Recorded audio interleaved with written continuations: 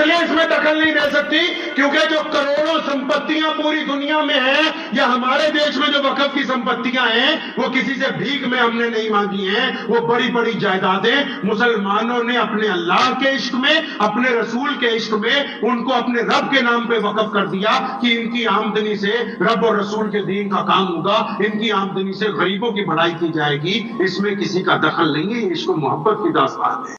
السلام علیکم ورحمۃ اللہ وبرکاتہ۔ دوستو عزیز ساتھیوں کیسے ہو؟ امید ہے سب خیر و عافیت سے ہوں گے۔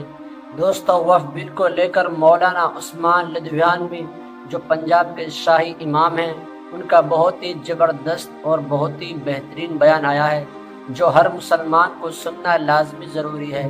چلیے دوستو میں ویڈیو دکھا دیتا ہوں۔ مولانا عثمان لدھیانوی نے وقف بل کو لے کر کیا بولا ہے، کیا کہا ہے، وہ ہر مسلمان کو سننا ضروری ہے۔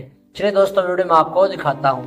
اس سے پہلے اگر آپ ہمارے چینل پر نیا ہے، چینل کو پلیز سبسکرائب کرنا، ویڈیو کو لائک کرنا، کمنٹ باکس میں آپ کی کیا رائے ہے، کیا مشورہ ہے وہ ہمیں ضرور بتانا۔ چلیے دوستو آج کا ویڈیو ہم شروع کرتے ہیں۔ مولانا عثمان لدھیانوی نے وقف بل کو لے کر کیا کہا ہے۔ یہ آپ نے سنا ہوگا پیچھے وقف کا مسئلہ شروع ہوا ہے ہمارے دیش میں، وقف بورڈ کا مسئلہ آپ کو پتا ہے۔ بہت سارے لوگ وقف کے متعلق قانون کی باتیں کرتے ہیں، کئی مسلمان 2-2 گھنٹے لگا رہے ہیں۔ دیسی بات پتا ہے آپ کو؟ دیسی بات، عام سی بات، وقف ہے کیا؟ وقف بورڈ نہیں، وقف بورڈ تو صرف کسٹوڈین ہے۔ کسٹوڈین مطلب رکھوالا ہے، مالک نہیں ہے۔ وقف کیا ہے؟ وقف مسلمانوں کی عشق و محبت کی داستان کا ایک باب ہے۔ وقف مسلمانوں کی طرف سے اپنے رب اور اپنے رسول کے لیے جو پیار ہے نا، اس کے اظہار کا ایک نمونہ ہے۔ کسی سرکار نے ہمیں جگہ نہیں خرید کے دی، حکومت اس لیے اس میں دخل نہیں دے سکتی کیونکہ جو کروڑوں سمپتیاں پوری دنیا میں ہیں یا ہمارے دیش میں جو وقف کی سمپتیاں ہیں وہ کسی سے بھیک میں ہم نے نہیں مانگی ہیں، وہ بڑی بڑی جائیدادیں مسلمانوں نے اپنے اللہ کے عشق میں، اپنے رسول کے عشق میں ان کو اپنے رب کے نام پہ وقف کر دیا کہ ان کی آمدنی سے رب اور رسول کے دین کا کام ہوگا، ان کی آمدنی سے غریبوں کی بھلائی کی جائے گی۔ اس میں کسی کا دخل نہیں ہے، عشق و محبت کی داستان ہے۔ حکومت بھی اس بات کو سمجھ لے کہ جتنے وقف بورڈ ہیں نہ یہ مالک ہے نہ حکومت مالک ہے، مالک اللہ ہے وقف کا۔ کیونکہ جس بندے نے وقف کی ہے اس نے یہ لکھ کے وقف کی کہ یہ جائیداد، یہ کھیت، یہ محل، یہ مسجد، یہ دکانیں میں وقف کر رہا ہوں اپنے اللہ کے نام پر۔ آج کے بعد یہ بیچی نہیں جائیں گی، آج کے بعد ان کی رجسٹری نہیں ہوگی، آج کے بعد فروخت نہیں ہو کیا جائے گا۔ ان سے کرایہ لائیں گے، اس کرایے سے مسجدوں کو پیسے دیں گے، مدرسوں کو دیں گے، قبرستانوں کو سدھاریں گے، بیواؤں کو پینشن دیں گے، اسکول چلائیں گے، اسپتالوں کو پیسے دیں گے۔ لیکن یہ جو اللہ کے نام پر جائیداد وقف کر دی، اس کو کوئی مائی کا لال بیچ نہیں سکتا۔ وقف بورڈ صرف اس لیے بنایا کہ اس جائیداد کی رکھوالی کرے، وہاں سے پیسہ وصول کر کے غریب لوگوں کے اوپر اس کو پیسے کو خرچ کرے۔ کسی حکومت کو حق نہیں پہنچتا کہ مسلمانوں کے ذاتی معاملات کے اندر دخل ڈال سکے، کیونکہ وقف کی جائیدادیں اپنے پیسے سے وقف کی ہیں، سرکار سے نہیں مانگا۔ حکومت کو نہیں کہا ابھی ہمیں 10 مرلے کا پلاٹ دے دو مسجد بنانے کے لیے، قبرستان بنانے کے لیے۔ ہمارے اکابرین نے اپنی جائیدادیں خود وقف کی ہیں۔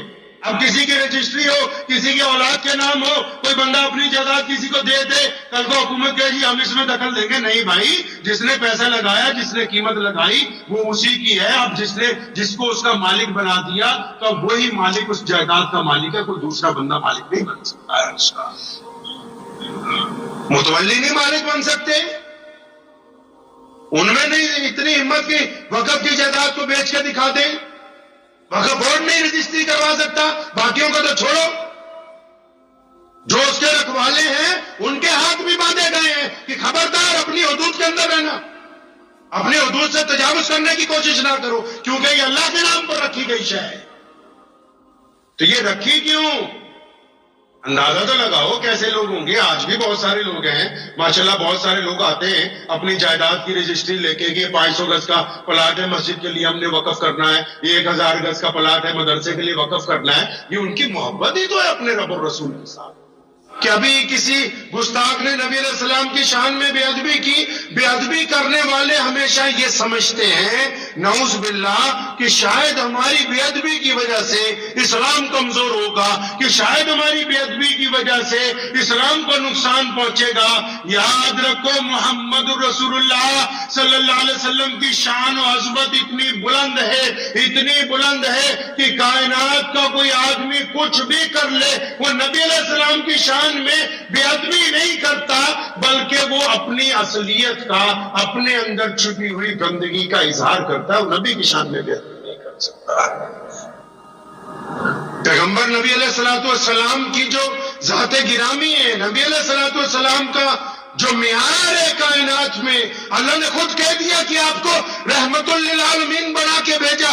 اللہ نے خود کہہ دیا کہ آپ کو صاحب خلق عظیم بنا کے بھیجا. اللہ نے خود کہہ دیا اپنے فرشتوں کو, ہم مسلمانوں کو, کہ اے سن لو کان کھول کے کہ میں اپنے نبی کے اوپر سلام بھیجتا ہوں, تم بھی محمد رسول اللہ کے اوپر درود بھیجا کر.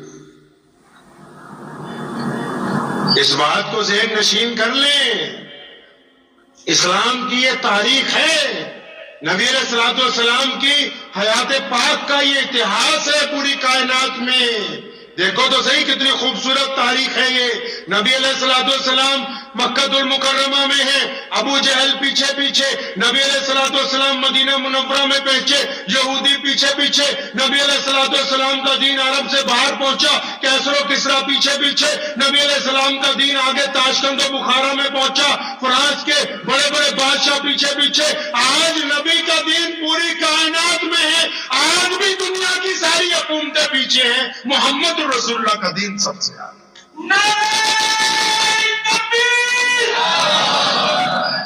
آج بھی پوری دنیا میں رسول اللہ کا دین سب سے آگے.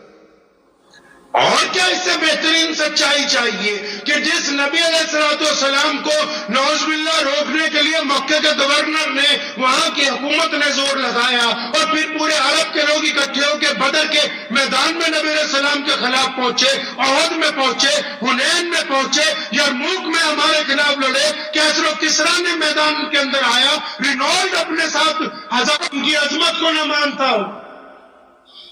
یہ جن کو تکلیف ہے نبی علیہ السلام کی ذات گرامی سے, تکلیف بھی ظاہری ہے. میں تو یہ سمجھتا ہوں کہ تکلیف ہونا تو عام سی بات ہے. کیوں؟ ارے بھائی پیارے علیہ السلام 1450 سال پہلے پیدا ہوئے, دنیا سے پردہ فرما گئے, اور آج بھی ان کا دین اسی رفتار سے آگے جا رہا ہے. آج بھی چرچے ان کے ویسے ہی ہیں جیسے تھے, آج بھی ان کا مقام ویسے ہی بلند ہے جیسے تھا, اور قیامت تک ہمیشہ رہے گا. اس سے بڑی بات اور کیا ہو سکتی ہے؟ دنیا میں دوسرے لوگوں کو سب سے بڑی بیماری کیا ہوتی ہے؟ وہ حسد ہوتی ہے. جن لوگوں کو نبی علیہ السلام سے حسد ہے, وہ حسد میں خود ہی جل جل کے کمزور ہو رہے ہیں. نبی علیہ السلام میں کوئی کمی آنے والی نہیں ہے. مسلمانوں اس بات کو ذہن نشین کر لو آپ بھی کہ پیارے پیغمبر علیہ السلام کی شان کو اپنی زندگی میں بلند رکھنا ہماری ذمہ داری بنتی ہے.